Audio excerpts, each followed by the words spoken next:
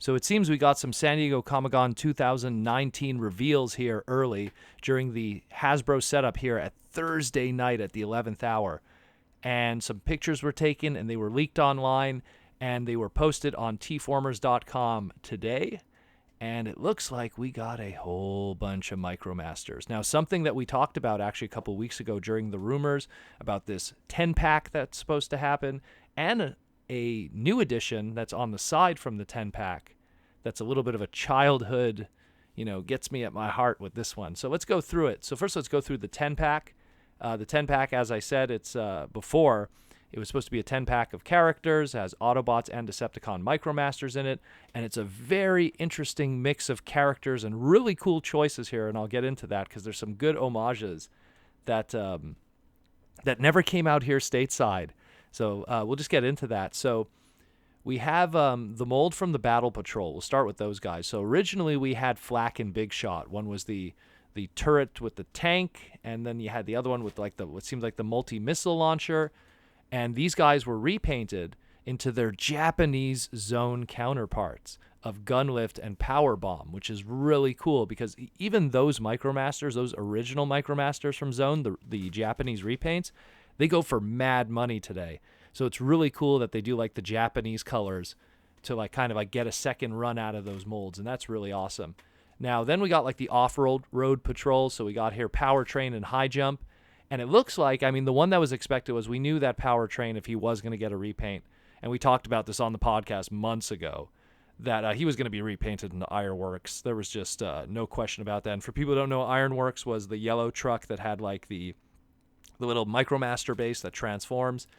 And then it has like a red truck that they're doing a repaint of High Jump here. And it's not really based on anything that I could say. If they want to, they could just say it's Ironhide or something, or maybe it's a new character, or they're going to post a trademark on it to kind of give it something. But as it stands right now, it's nothing that I could really tie to right now that I could see. Now, as it stands for the other guys, we also got some more obscure ones here. So they took the Red Hot Rescue Patrol character, the fire truck. And that fire truck, that mold, never really had a repaint within Micromasters. So they kind of this is the one that I think it is, but I could be totally off here.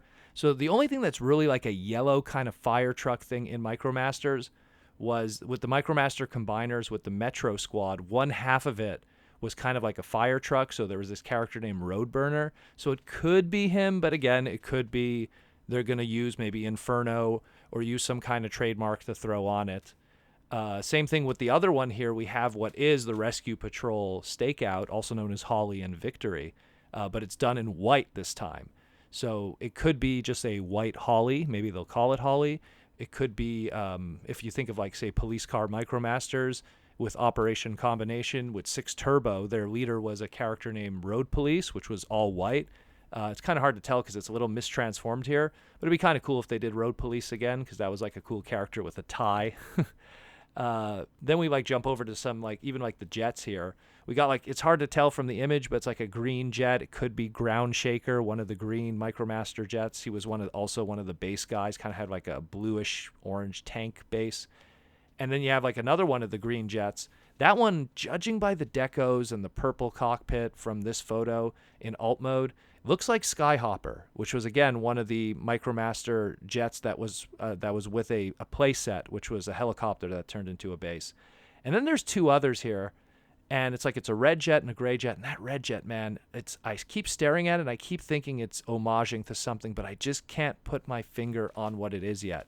I know that probably by the time you guys hear this, it'll probably be obvious, but right now I can't really put my finger on it because we don't really have an image of the back of the box with all the names, but we probably will be by the time you guys hear this. I'm just breaking this news as it's dropping right now to discuss it with everybody.